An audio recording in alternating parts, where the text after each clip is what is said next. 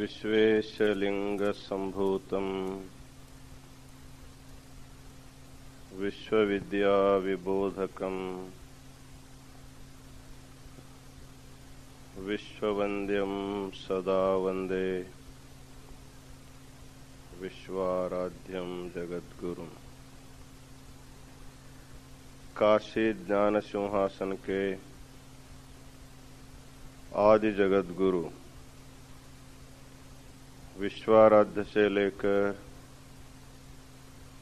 विश्वेश्वर शिवाचार्य पर्यंत जो गुरु परंपरा हुई है उसे अनेक प्रणिपात समर्पित करते हुए काशी के इस पवित्र जंगमबाड़ी महामठ में विश्व शांति के लिए हो रहे कोटि बिल्वार्चन के कार्यक्रम में और संध्याकालीन ज्ञान सत्र में उपस्थित हो रहे समस्त शिवाचार्यगण, काशी वीरशैव विद्वत संघ के समस्त विद्यार्थीगण, सुदूर प्रांतों से आए हुए समस्त सद्भक्तगण और माताओं, विश्व शांति के लिए काशी महापीठ में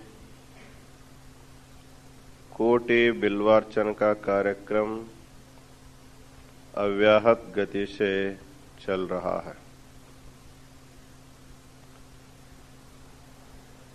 इस मंगलमय कार्यक्रम में भाग लेते हुए आप सब लोग संध्याकालीन ज्ञान सत्र में श्री सिद्धांत शिखामणि के ऊपर आशीर्वचन भी आप लोग सुनते जा रहे हैं। सिद्धांत शिखामणि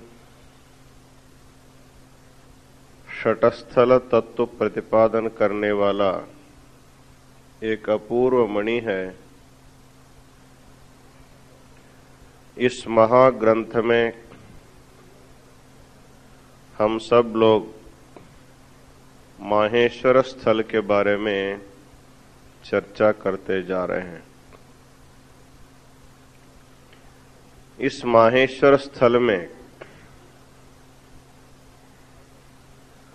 आज हम लोग आह्वान निरसन स्थल के बारे में विचार करने वाले हैं। प्रायः भारतीय संस्कृति में हम अनेक देवी देवताओं की उपासना करते हैं, उनकी पूजा भी करते हैं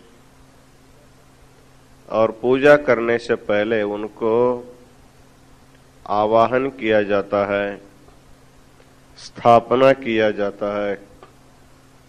उसके बाद पूजा होने के बाद फिर उसका विसर्जन भी किया जाता है।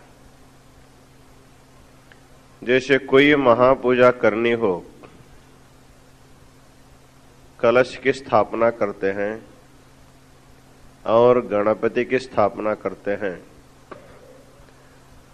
पवित्र कलश में नदियों का आवाहन करते हैं और गणपति का आवाहन करके हम लोग पूजा करते हैं। आवाहयामि आवाहितो भव, स्थापयामि स्थापितो भव, अवकुंठितो भव, वरदो भव। इस तरह देवताओं को आवाहन करने की पद्धति है। जैसे आपके घर में कोई मेहमान आते हैं, पहले उनको आपको स्वागत करना पड़ता है, आइए। आप कुछ खिलाने पिलाने से पहले उनको आवाहन करना पड़ता है। यदि कोई आया, उनको आवाहन बिना किए आप ऐसे खड़े हो गए, तो आपके घर के सामने आए हुए अतिथि को अपमान महसूस होने लगता है। इनका तो स्वागत सत्कार तो दूर ही रहा, केवल मुंह से तो आवाहन तो नहीं कर रहा है। इसलिए कहा जाता है, कोई व्यक्ति हमारे घर में जब आते हैं, पहले एष्यागच्छ गृहाण चासनमिदम् कस्मात् चिरात् दृश्यसे। एक शिष्टाचार की पद्धति है, आते ही पहले उनको आइए, ये ही एक ही बार नहीं, आइए आइए। जितने आप अधिक शब्द प्रयोग करते हैं, उतना उनको, उनके मन को अधिक आनंद होता है, अर्थात हमको बहुत ही उत्साह से बुला रहा। नहीं तो मन बिना मन हाँ आइए ऐसे धीरे से भी बोलेंगे तो सोचता समझता है कि इनके घर में हमको नहीं जाना चाहिए। तो कहते हैं, ये ह्यागच्छ गृहाण चासनमिदम्, बुला करके ऐसे उनको खड़े होने नहीं देना, उनको एक आसन बिछाना चाहिए। एतद आसनं गृहाण, आप इस आसन पर बैठ जाइए। उसके बाद पूछना है कि आप ठंडा पिएंगे या गर्म पिएंगे, कुछ खाएंगे या नाश्ता करेंगे। ये स्वागत सत्कार की पद्धति लोक में देखी जाती है, आप लोग करते ही रोज उस प्रकार का व्यवहार। जैसे मनुष्य को आवाहन किया जाता है, उनका स्वागत सत्कार किया जाता है, उसी प्रकार हम अपने आराध्य देवों को भी आवाहन करते हैं, उनको आसन देते हैं, उनको उपचार के द्वारा पूजा करते हैं। जिस पूजा में जिन देवताओं की आवश्यकता होती, उन देवताओं की हम लोग आवाहन करते हैं। तो आवाहन करके जब हम लोग पूजा करते हैं, तो पूजा करने के बाद जब हमारी पूजा समाप्त हो जाते, फिर उसका हम लोग विसर्जन भी करते हैं। जैसे श्रावण के बाद भाद्रपद मास आता है, तो आप लोग गणपति का आवाहन करते हैं। मिट्टी से बने हुए गणपति के छोटे बड़े मूर्तियों को आप लोग घर में लाते हैं और उनको सजा करके बैठाते, उसमें उसका आवाहन करते हैं। और 11 दिन तक उनकी हम लोग पूजा करते हैं। पूजा करने के बाद फिर क्या करते हैं, अनंत चतुर्दशी के दिन फिर उनका विसर्जन कर देते हैं। गच्छ गच्छ सुरश्रेष्ठ पुनरागमनाय च। आप अभी जाइए, जब फिर हम बुलाएंगे फिर आना, क्योंकि आपको रोज घर में रखना मुश्किल है।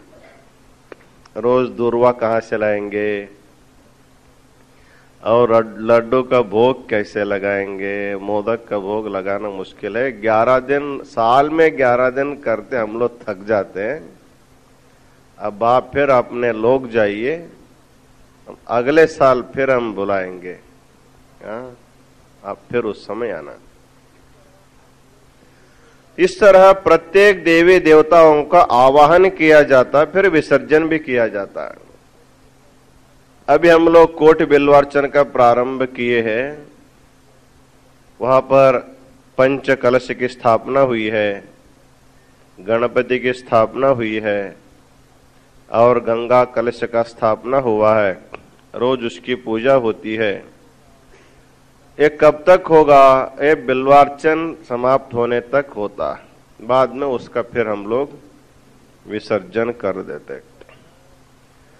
तो इस तरह नैमित्तिक कर्मों में एक निमित्त से कर्म हो रहा है, विश्व शांति के लिए चातुर्मास के निमित्त कार्यक्रम हो रहा है। इसमें आवाहित देवताओं को हम लोग बाद में विसर्जन कर देते हैं। ये हमारे पूजा पद्धति की एक विशेषता है, आवाहन करना, विधिवत पूजा करना, पूजा समाप्त होने के बाद फिर उनको विसर्जित कर देना। स्वागत समारंभ, उसके बाद विदाई समारंभ, ये तो हम लोग करते हैं। लेकिन यहां पर श्री सिद्धांत शिखामणि में आवाहन निरसन स्थल आता है, ये बहुत महत्वपूर्ण स्थल है। अर्थात जिस इष्ट लिंग की आप लोग पूजा करते हैं वो तो किसी न किसी शिला से निर्मित है। किसी का लिंग स्फटिक निर्मित होता है, किसी का लिंग बाण लिंग होता है, किसी का लिंग शैलज होता है। उसमें जब गुरु हमको दीक्षा के समय इष्टलिंग प्रदान करते हैं, उस समय उसमें अपनी प्राण शक्ति को और भगवान शिव की कला को आवाहन करके हमारे हाथ में प्राण प्रतिष्ठापना पुरस्सर हमारे हाथ में पूजा करने के लिए गुरु देते हैं। तो हमारे जो इष्टलिंग है उसमें एक बार भगवान शिव का जब आवाहन हुआ है उसका पुनः विसर्जन नहीं होता है, अतः रोज उसको आवाहन करने की जरूरत नहीं है। एक बार आवाहन हो गया तो हमेशा हमेशा के लिए वहीं रहता है। यदि गणपति के जैसे और अन्य देवी देवताओं के जैसे रोज पूजा के समय बुलाना और पूजा समाप्त होने के बाद आप अपने लोग जाइए, फिर हम जब बुलाएंगे तब आना, ऐसे कहेंगे तो पूजा के समय में आपके लिंग में भगवान का अस्तित्व मालूम होगा। पूजा समाप्त होने के बाद वहां से भगवान उसको स्थान को छोड़ करके चला गया है तो उसमें कोई भगवत तो नहीं रहेगा, उसको क्यों गले में धारण करना, ऐसी एक भावना उत्पन्न हो जाती है। इसलिए वीर शैवों का जो इष्टलिंग है वो नित्य पूजा करने वाला होने के कारण और नित्य धारण करने योग्य होने के कारण एक बार उसमें आवाहन किया गया है, बार बार उसका विसर्जन भी नहीं होता है, अतः उसका पुनः आवाहन नहीं होता। इसलिए इस स्थल का नाम है आह्वान निरसन स्थलम। तो उसी को यहां पर बताते हैं,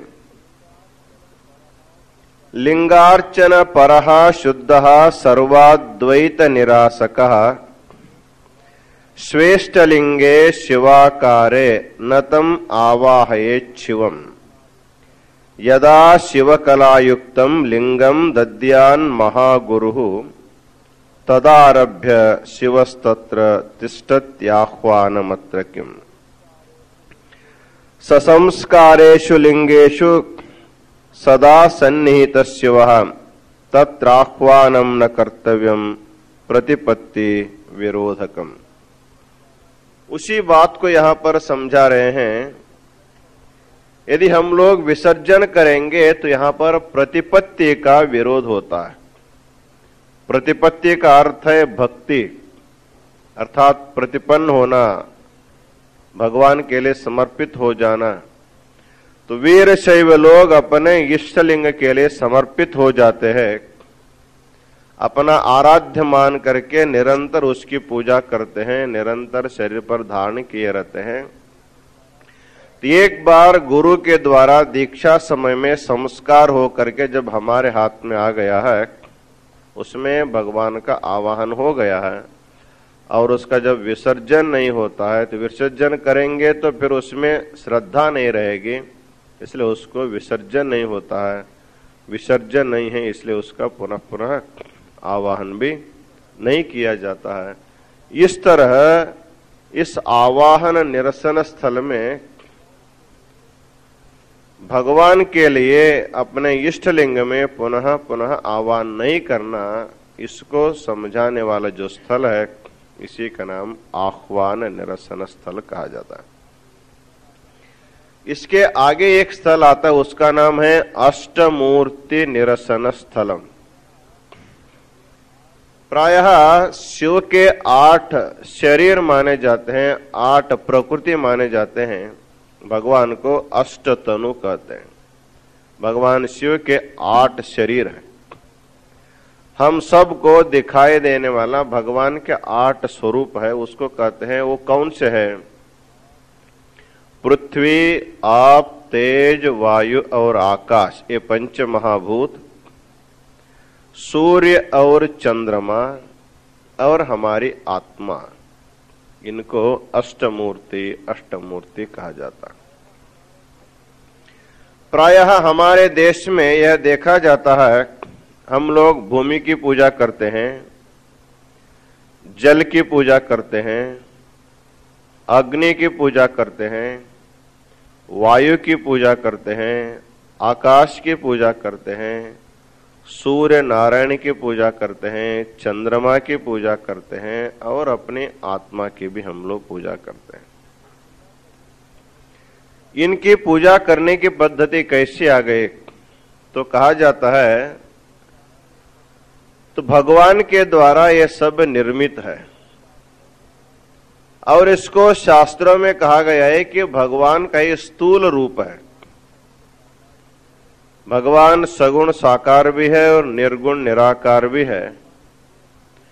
जिसको भगवान के सूक्ष्म स्वरूप को देखने का सामर्थ्य अभी प्राप्त नहीं होता है, तब उनको उनका स्थूल रूप उनमें दिखाई देने के लिए, उनको प्रतिपादन करने के लिए कोई न कोई स्थूल रूप दिया जाता है।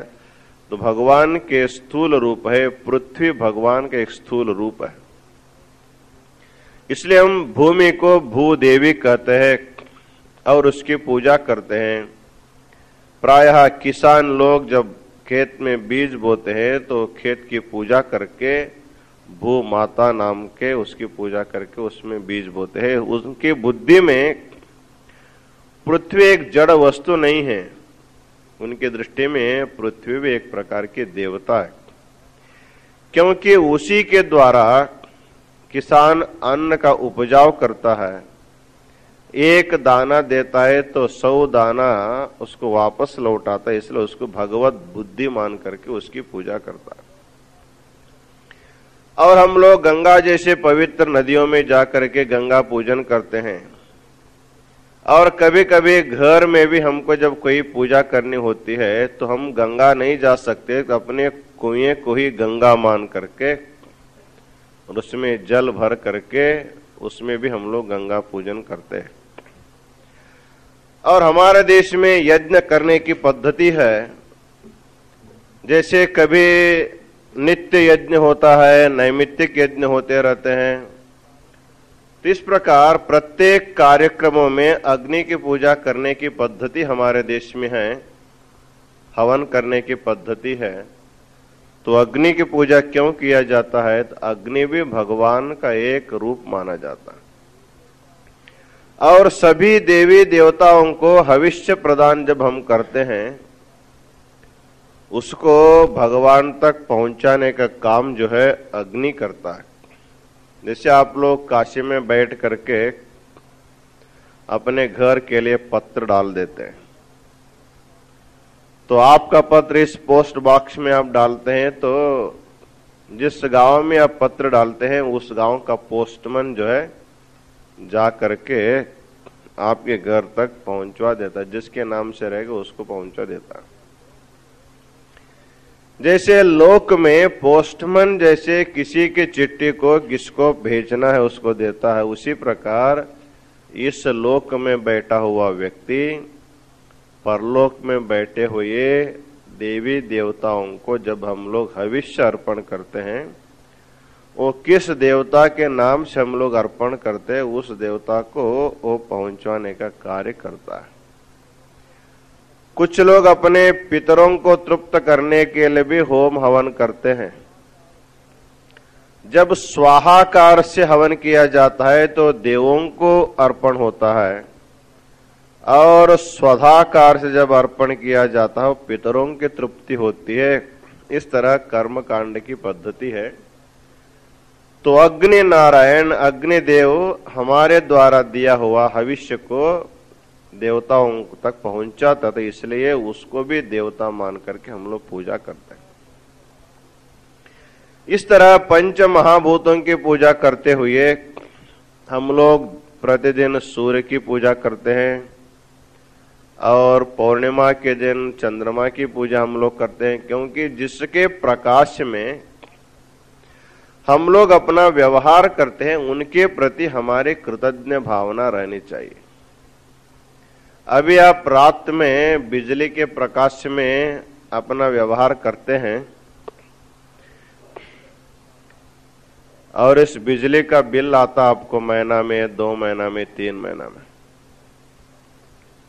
आपके घर में मीटर लगा हुआ है, वो कितना यूनिट जला है उसके हिसाब से आपको बिल आता है, आपको बिल देना पड़ता है। यदि आप बिजली का बिल नहीं भरेंगे तो बिजली कट किया जाता है, आपको फिर अंधेरे में बैठना पड़ता है। लेकिन सूर्य भगवान और चंद्रमा के द्वारा हमको प्रकाश मिलता है और शीतल प्रकाश भी हमको मिलता है। तो सूर्य के लिए बिल किसने भरा है, चंद्रमा के लिए बिल किसने भरा? आप गर्मी में एक कूलर लगा करके बैठते हैं तो उसका बिल और अधिक आता है, और चंद्रमा के चांदनी में जब आप बैठते हैं तो कूलर से भी अधिक ठंडक आपको मिलता है, तो उस कूलर का पैसा कौन भरता है? फुकट में हम लोग चंद्रमा का शीतल प्रकाश का अनुभव करते हैं। और 12 घंटा सूर्य का जो प्रकाश रहता है वो कभी फेल नहीं होता है। ये बिजली कितने बार फेल होता है? घंटे घंटे में कई बार जाता है, कई बार आता है, इसका कोई पता भी नहीं रहता कब आता है कब जाता है। लेकिन सूर्य प्रकाश जो है निश्चित रूप से हमको मिलता है। सुबह 6 बजे सूर्योदय हो गया, शाम को 6 बजे तक उसमें कभी बिजली फेल होने की आशंका नहीं रहती, वो निरंतर प्रकाश हमको मिलता रहता। तो ऐसे सूर्य नारायण जब 12 घंटे का हमको प्रकाश दे रहा है, उनके प्रति हम लोग क्या बिल देते हैं? बिल तो दे ही नहीं सकते हैं, लेकिन कम से कम उनके प्रति श्रद्धा समर्पण तो करना चाहिए। तो कहा जाता है नमस्कार प्रियो भानु। तो 12 घंटा हम लोग जब भगवान सूर्य नारायण का प्रकाश का उपभोग करते हैं तो कम से कम 12 नमस्कार सूर्य नारायण को करने की पद्धति है। तो योग शास्त्र में सूर्य नमस्कार एक प्रकार का आसन माना जाता है। सूर्योदय होते ही अब स्नान करके निवृत्त होकर के जब सूर्य उदित होता है तब 12 नमस्कार सूर्य को करेंगे तो 12 घंटे का प्रकाश के बिल आपका चुकता होगा। लेकिन सूर्य नारायण देखता है जो बिल भरता है उनको भी प्रकाश दे रहा है, जो बिल नहीं भरता उनको भी प्रकाश दे रहा है। तो हम लोग सोचते हैं तो जब बिना बिल भरे जब प्रकाश मिलता है तो क्यों भरना चाहिए? तो कल से यदि सूर्य नारायण ऐसा करेगा, जो नमस्कार करेगा केवल उसको ही प्रकाश मिलेगा, जो नमस्कार नहीं करेगा उसको प्रकाश नहीं मिलेगा। तब बूढ़े, बच्चे, लूले, लंगड़े सब नमस्कार करने लगते हैं। तो यहां पर कहने का तात्पर्य इतना ही है, जिससे हम लोग उपकृत होते हैं उनके प्रति हमारे मन में श्रद्धा होनी चाहिए। खाएगा उनका ही फिर गाली उनको देते रहेंगे, उनको कृतज्ञ माना जाता है और उससे बड़ा दुरित कोई नहीं होता है।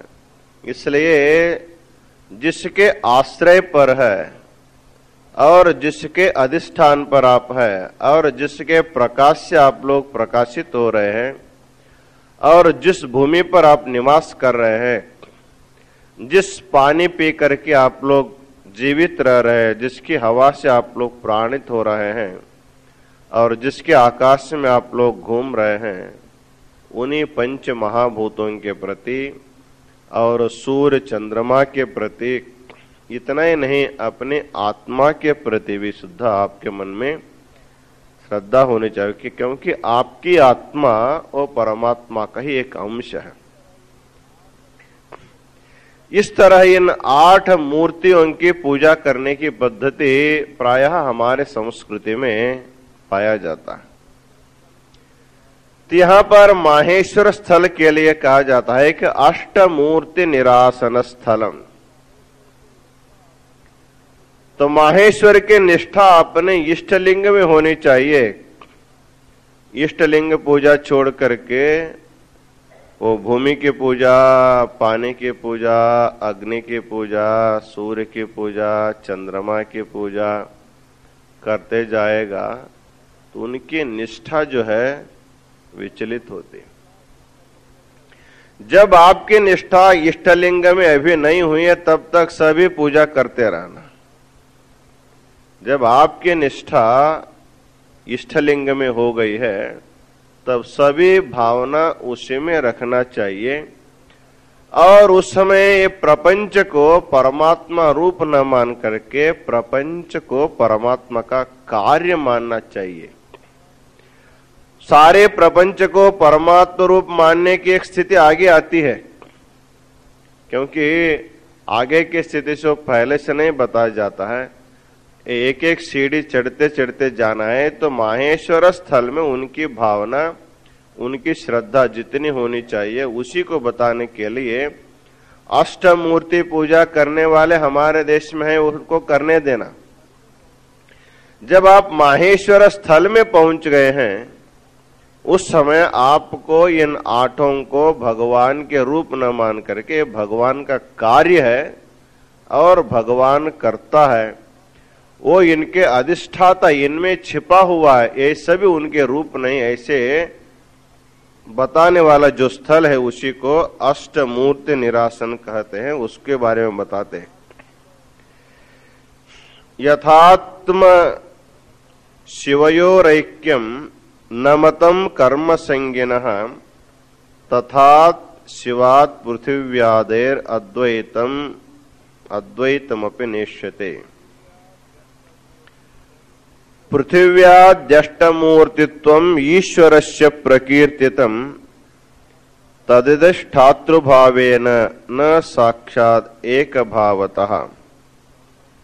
पृथिव्यादिकमिदं सर्वं कार्यं कर्ता महेश्वरः नैतत् साक्षान् महेशोऽयं कुलालो मृत्तिका यथा।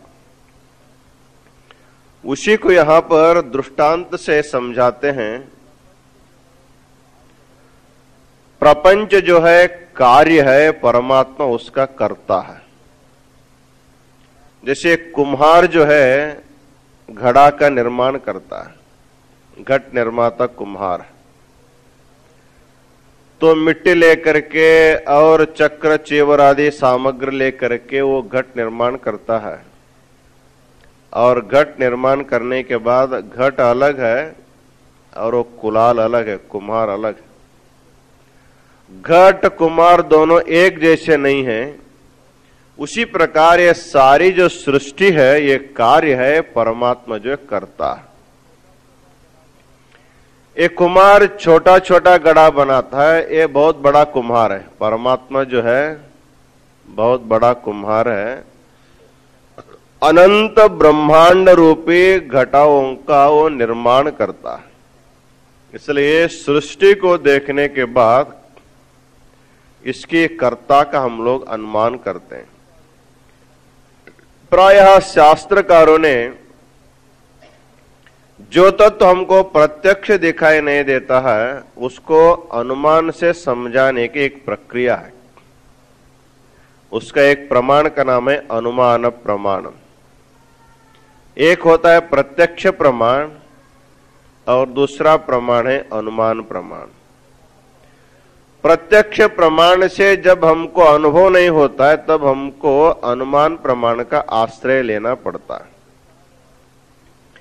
सभी शास्त्रों में कहा गया है कि ईश्वर है, परमात्मा है, लेकिन हम लोग कहते हैं परमात्मा है तो हमको क्यों नहीं दिखाई देता है। अस्ति चेत कथम न दृश्यते। यदि है तो हमको दिखाई देना चाहिए, दिखाई नहीं देता इसलिए नहीं है, ऐसे बोलने वाले भी बहुत है नास्तिक लोग। लेकिन यहां पर कहा जाता है कि यदि प्रत्यक्ष प्रमाण से परमात्मा प्रत्यक्ष नहीं होता है, दिखाई नहीं देता है, उस समय हमको अनुमान प्रमाण का आश्रय लेना है। तो अनुमान प्रमाण का स्वरूप क्या होता है? कोई कार्य होता है तो उसको करने वाला एक कर्ता अवश्य होता है। जैसे घट, बहुत से घट निर्माण होकर के रखा गया है, उसको देखने से हमको क्या मालूम होता है? इस घटों को निर्माण करने वाला कुम्हार यहां कहीं पर भी होना चाहिए। या किसी घने जंगल में नवजात शिशु यदि रो रहा है तो नवजात शिशु का रुदन श्रवण करने का कार्य है माता, जो उसका कारण है। अर्थात नवजात शिशु हमको दिखाई दे रहा है, अभी अभी उसका प्रसव हुआ है, तो ऐसे शिशु यहां है तो उसकी माता यहीं अगल बगल में कहीं होना चाहिए। बिना माता का जैसे पुत्र का प्रसव नहीं होता है, उसी प्रकार ये सारी सृष्टि जो उत्पन्न हुई है तो इसका रचना करने वाला कोई न कोई होना चाहिए। ऐसा हम लोग जब अनुमान करते हैं तो अनुमान के द्वारा यह समझा जाता है कि इस बड़ा सृष्टि को निर्माण करने वाला व्यक्ति छोटा व्यक्ति कोई नहीं हो सकता। इतने बड़े सृष्टि को करने वाला परमात्मा इससे भी बड़ा होना चाहिए। इस तरह जब हम लोग जब प्रत्यक्ष दिखाई नहीं देने वाले परमात्मा के प्रति हम लोग अनुमान प्रमाण से उसको समझने के लिए कोशिश करते हैं, और कभी कभी दूसरे कार्य के लिए भी हम लोग अनुमान करते हैं। जैसे दो मित्र अरण्य में घूमते गए हैं, तो एक को बीड़ी ओढ़ने की इच्छा हुई है, लेकिन उनके पास लाइटर नहीं है, दिया सलाई नहीं है, वो अग्नि के तलाश में है, कहीं न कहीं से हमको मिल जाए तंबाकू ओढ़ने के लिए, बीड़ी ओढ़ने के लिए। तो इधर उधर देखता रहा। दूर से उनको धूम दिखाई दिया, धुआं जो है वो निकल रहा, ऐसे उनको दिखाई दिया। दूर से धुआं देखने के बाद अपने पास में रहने वाले मित्र से कहता, देखो वहां पर अग्नि है, चलो वहां जाकर के हम लोग बीड़ी ओढ़ेंगे। तो मित्र ने पूछा, वहां कहां अग्नि दिखाई तो नहीं दे रहा है? अग्नि दिखाई नहीं दे रहा, लेकिन धूम तो दिखाई दे रहा है। धुआं तो देखता है कि दिखाई देता है कि नहीं है? ठीक है, धुआं है, परंतु अग्नि है ये कैसे मालूम? उन्होंने कहा कि सोए घर में देखते नहीं है क्या? अपने झरोकों से जब धुआं निकलता है तो समझना चाहिए सुबह सुबह चाय का बर्तन जो है चूल्हे पर चढ़ा हुआ है। जब ऊपर धुआं निकल रहा है तो नीचे चूल्हे में आग जल रहा है। जैसे हम लोग रोज देखते हैं, यत्र यत्र धूमः तत्र तत्र वह्निः। तो अनुमान प्रमाण से समझा जाता है जहां जहां पर धुआं रहेगा वहां वहां पर अग्नि अवश्य रहती है। धुआं जहां है वहां अवश्य अग्नि रहते, जहां अग्नि रहते वहां धुआं रहना चाहिए, ऐसे कोई नियम नहीं है। बिना धुआं का भी अग्नि रह सकता है, लेकिन बिना अग्नि धुआं नहीं रह सकता, क्योंकि उन दोनों में जन्य जनक भाव संबंध है। जब भी धुआं की उत्पत्ति होती है तो अग्नि से ही होती है, बिना अग्नि के धुआं का उत्पत्ति कहीं पर भी नहीं हो सकती है। जैसे कार्य रूपी धुआं देखने के बाद उसके कारण रूपी अग्नि का हम लोग जैसे अनुमान करते हैं, उसी प्रकार इतना बड़ा सृष्टि जो है कार्य है, इसको देखने के बाद इसको निर्माण करने वाला भगवान का हम लोग अनुमान करते हैं। तो अनुमान के द्वारा यह सिद्ध होता है कि सृष्टि कार्य है और भगवान उसका कर्ता है। घट कार्य है, कुम्हार उसका कर्ता है। जैसे घट का कर्ता कुम्हार घट से भिन्न है, उसी प्रकार सारी सृष्टि के कर्ता परमात्मा भी सृष्टि से वो भिन्न है। इसलिए परमात्मा को सृष्टि रूप नहीं मानना, तो पंच महाभूत के रूप में, सूर्य नारायण के रूप में, चंद्रमा के रूप में और अपने आत्मा के रूप में भगवान कभी माना नहीं है, क्योंकि इन सब से परमात्मा भिन्न है। तो उसके लिए और भी युक्ति बताते हैं, परमात्मा इन सृष्टि से भिन्न कैसे है और अपने आत्मा से परमात्मा क्यों भिन्न है, इसको बताते आगे बताते हैं। पृथिव्याद्यात्म पर्यंत प्रपंचो ह्यष्टधा स्थितः तनुरीशस्य चात्मायं सर्वतत्व नियामकः शरीरभूतादेतस्मात् प्रपंचात् परमेष्ठिनः आत्मभूतस्य देहस्य नाभेदो न पृथक् स्थितिः।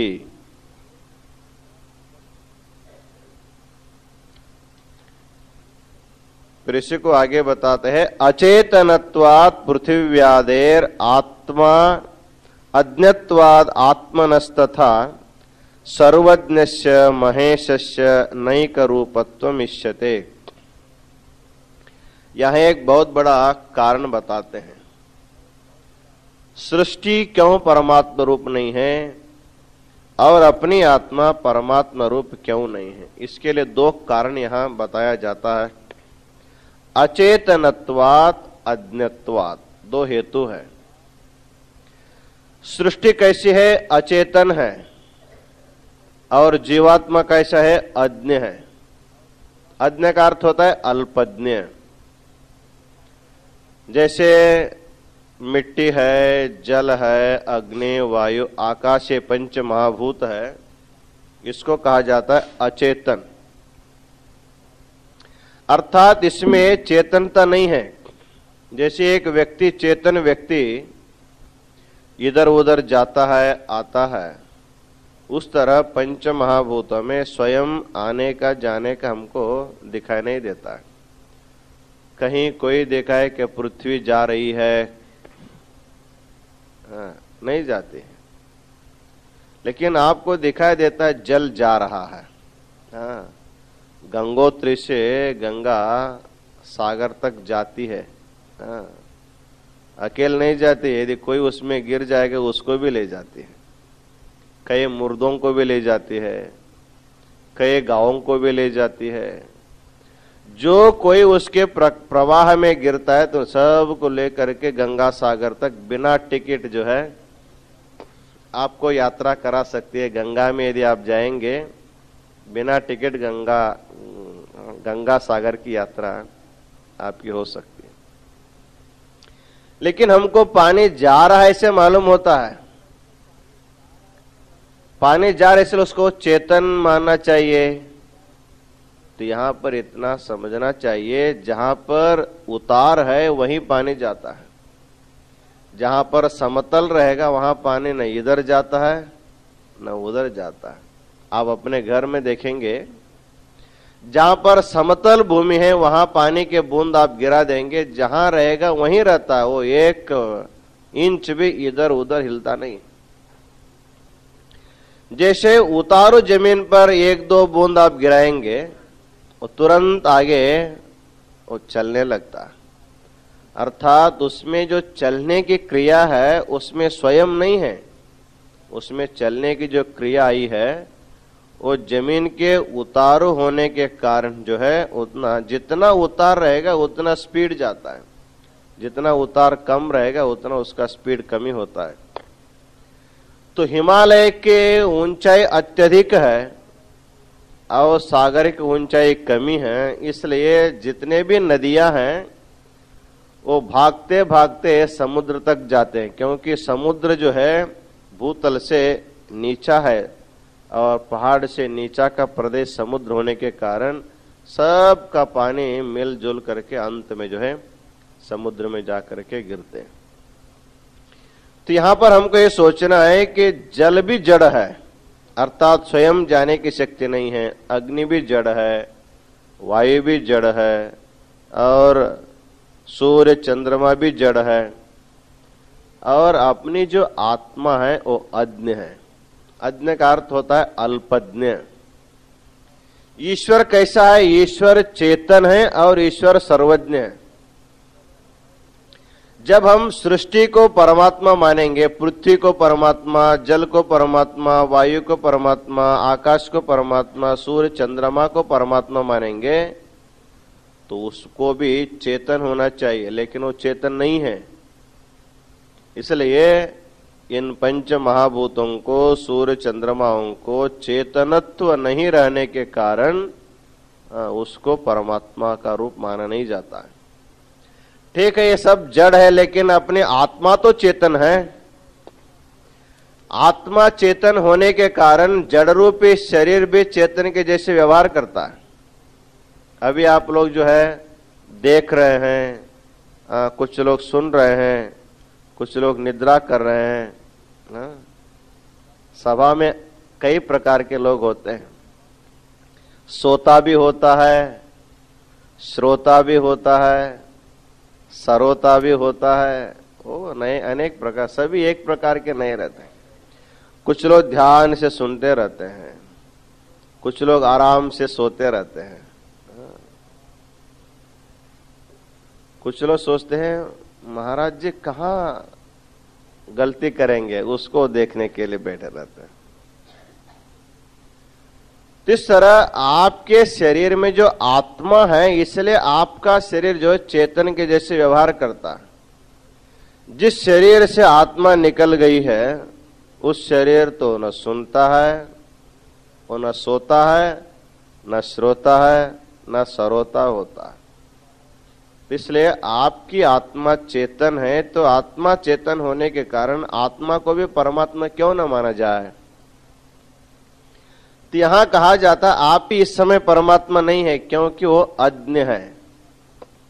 अज्ञ का अर्थ होता है बिल्कुल अज्ञानी नहीं है। अज्ञ का अर्थ होता है अल्पज्ञ। ईषद जो ज्ञान है उसी को अज्ञत्व कहा जाता है। परमात्मा सर्वज्ञ है, जीवात्मा अल्पज्ञ है। आप हमारे तरफ मुंह करके बैठे हैं, आप सब लोग हमको देख रहे हैं, और आपके पीछे कौन बैठा है आपको मालूम नहीं। हो सकता है पहले से इधर उधर देखे होंगे, मेरे पीछे फलाना आदमी बैठा है, लेकिन बैठा हुआ आदमी यदि उठ के गया है तो आपको कुछ भी मालूम नहीं पड़ता। तो आपका जो ज्ञान है वो सीमित ज्ञान है। कुछ ही जान सकते, सब जान नहीं सकते।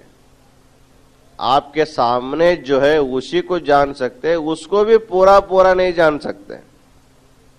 आपके सामने कोई व्यक्ति आया, केवल उनके स्थूल शरीर के सामने का भाग आपको दिखाई देता है, पीछे का भाग आपको दिखाई नहीं देता। बहुत से अंग जो है हमको सामने से होते हुए भी हमको दिखाई नहीं दे सकते। इतना ही नहीं, उनके शरीर में न दिखाई देने वाले भी और भी कुछ तत्व है, उसके बारे में आपको कुछ भी मालूम नहीं होता। उनका मन कैसा है, उनकी बुद्धि कैसी है, उनके संस्कार कैसे हैं, इसके बारे में बिल्कुल आप नहीं जानते। इसलिए जीवात्मा को कहा जाता है जीवात्मा अज्ञहा। जीव जो है अल्पज्ञ, कुछ कुछ जानता है, सब कुछ नहीं जानता। ईश्वर सर्वज्ञ है, जीवात्मा अल्पज्ञ है। तो अल्पज्ञ को परमात्मा का रूप कैसे दिया जा सकता है? इसलिए कहा जाता है जीवात्मा अज्ञ होने के कारण, अल्पज्ञ होने के कारण परमात्मा सर्वज्ञ है, जीवात्मा अल्पज्ञ है। परमात्मा चेतन है, प्रपंच जड़ है, और सूर्य चंद्रमा ये सब जड़ है। तो वस्तुतः विचार किया जाए, जड़ और चेतन को एक माना नहीं जाता है, अल्पज्ञ को सर्वज्ञ को एक नहीं माना जाता है। अतः कहा जाता है कि जो अष्टमूर्ति कहते हैं भगवान के, पृथ्वी आदि पंच महाभूत, सूर्य चंद्रमा और अपनी आत्मा, ये जो 8 रूप है, इसको मानना चाहिए, परमात्मा स्वरूप नहीं मानना, इसको परमात्मा का कार्य मानना। सृष्टि परमात्मा का कार्य है, जीवात्मा परमात्मा का अंश है। तो शास्त्रकारों ने कहा है कि तदंशो जीव नाम कहा, जितने भी सारे जीवात्मा हैं वो परमात्मा के अंश हैं। जैसे अग्नि से छोटे छोटे चिंगारियां निकलती है, विस्फुलिंग जैसे बड़े अग्नि से छोटे छोटे अग्नि निकलते हैं, उसी प्रकार सर्वत्र व्यापक परमात्मा के सभी जीव जो है छोटे छोटे अग्नि के चिंगारी के जैसे छोटे छोटे हैं। इसलिए हमारा ज्ञान अल्प है, हमारी कर्तृत्व शक्ति अल्प है, अल्पज्ञत्व अल्प कर्तृत्व जीवात्मा का स्वभाव है। थोड़ा करता है तो जीवात्मा थक जाता है, सोचता है कि 1 घंटा हम लोग विश्राम करेंगे। बेल साफ करते करते हमारे अंगुली जो है दर्द होने लगे, चलो 1 घंटा हम विश्राम करते हैं।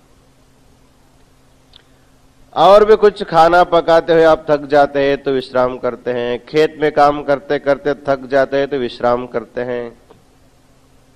तो 8 घंटा आप लोग परिश्रम करते हैं तो उसके परिश्रम को दूर करने के लिए आपको 8 घंटा सोना पड़ता है। जब आप लोग 8 घंटा काम करते हैं तो 8 घंटा आपको विश्राम लेना पड़ता, नहीं तो दूसरे दिन से कुछ भी काम नहीं कर सकते। इसलिए आपको अल्प कर्ता माना जाए, आप लोग अल्प कर्तृत्व शक्ति वाले हैं। लेकिन ईश्वर सर्व करता है, वो कभी थकता नहीं है। जीव जैसे थक जाता है वैसे ईश्वर कभी थकता नहीं है, ईश्वर कभी सोता नहीं। जब ईश्वर सो जाएगा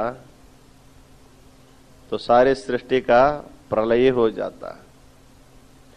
फिर भी हम लोग भगवान को जागर करने के लिए सुप्रभात लगाते हैं। सुबह सुबह जो है सुप्रभातम तव सुप्रभातम, भगवान को उठाने के लिए हम लोग सुप्रभात लगाते हैं।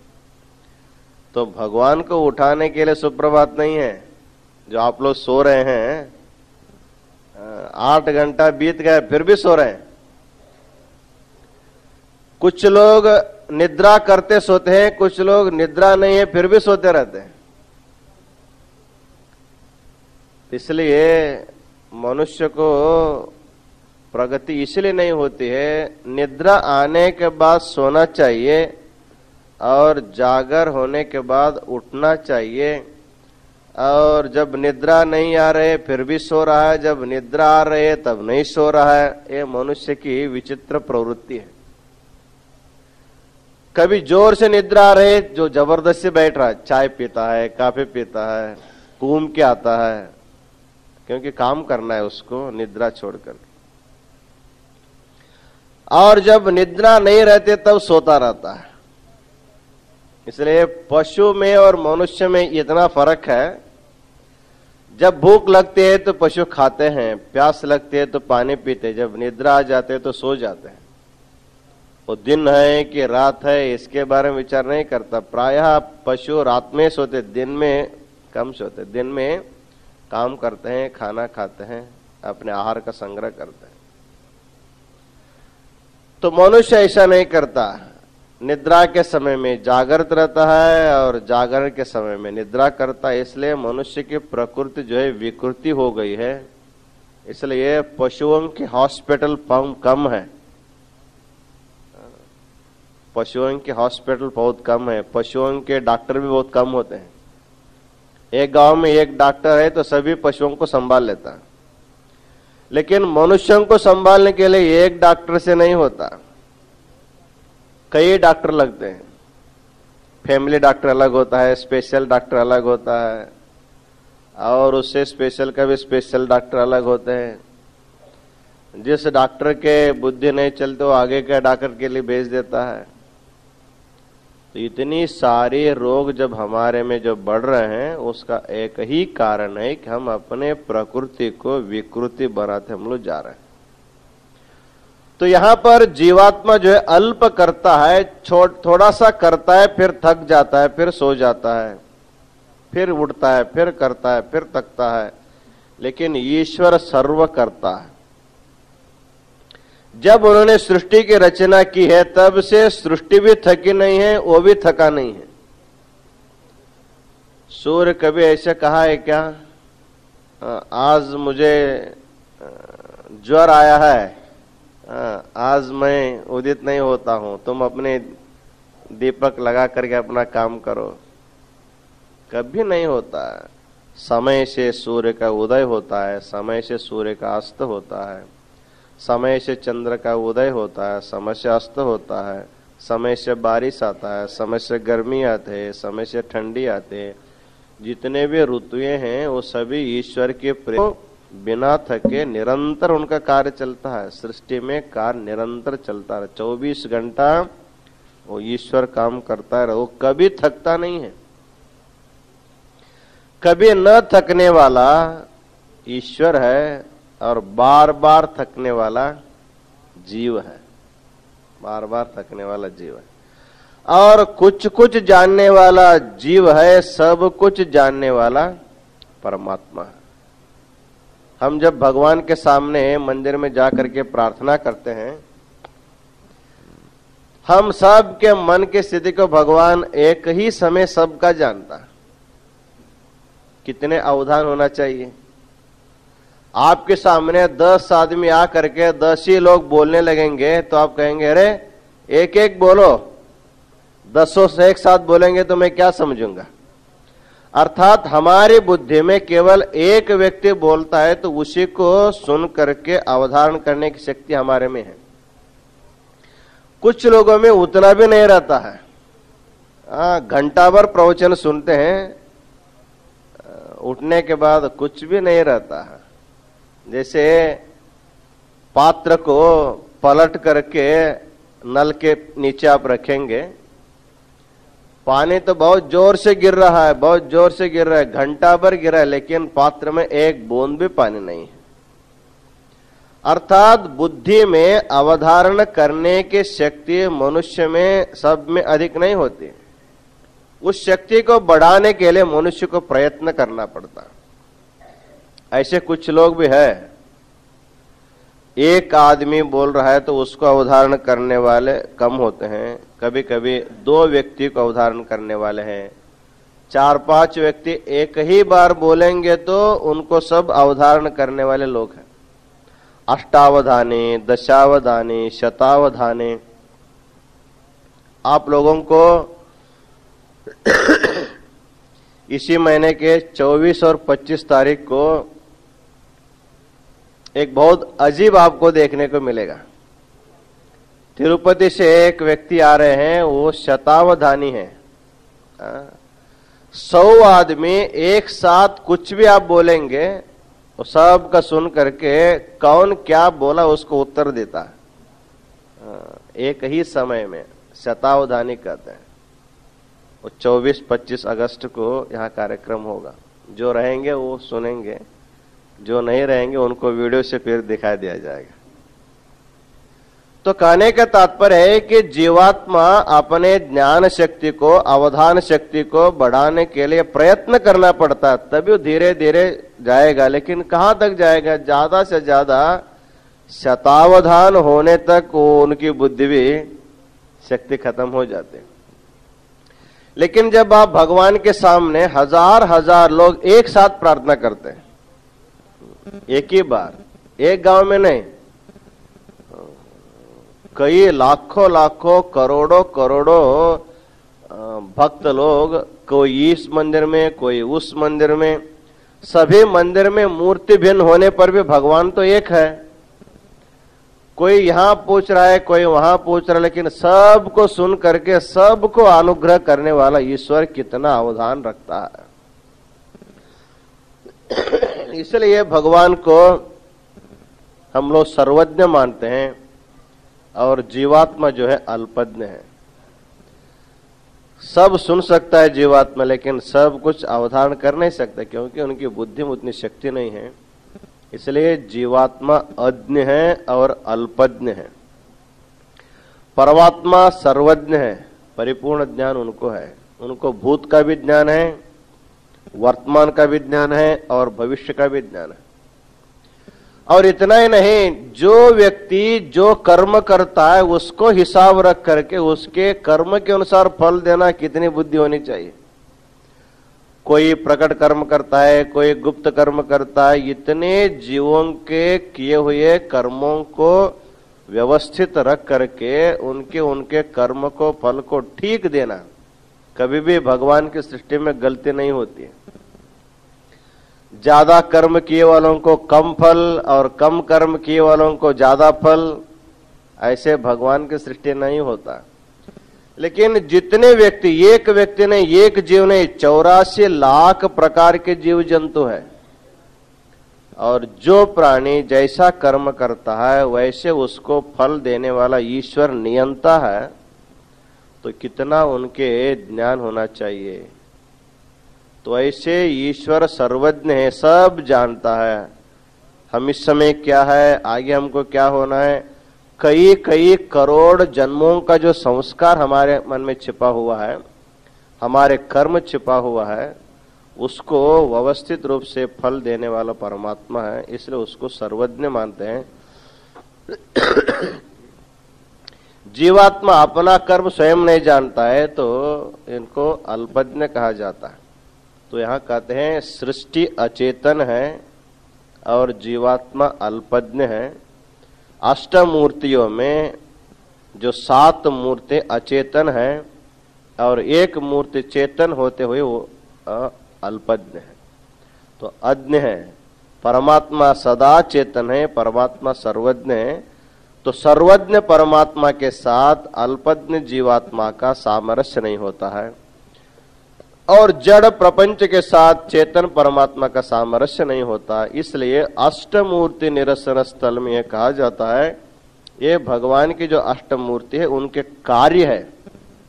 सृष्टि उनका कार्य है, जीवात्मा उनका अंश है। इसको जान करके मैं ईश्वर से भिन्न हूं और ईश्वर को मैं अपने इष्ट लिंग के रूप में मैं पूजा करता हूं। इस तरह भावना रख करके माहेश्वर को पूजा करना चाहिए। इसी स्थल को, इस अष्टमूर्ति स्वरूप को बता करके, और ईश्वर उससे भिन्न है, उसके अधिष्ठाता है, उसके कर्ता है, इसको समझाने वाला स्थल ही अष्टमूर्ति निरासन स्थल है। आगे के स्थल के बारे में हम फिर कल विचार करेंगे। इन्हीं वचनों के साथ आज का आशीर्वचन पूर्ण करते हैं। ओम शांति शांति शांति।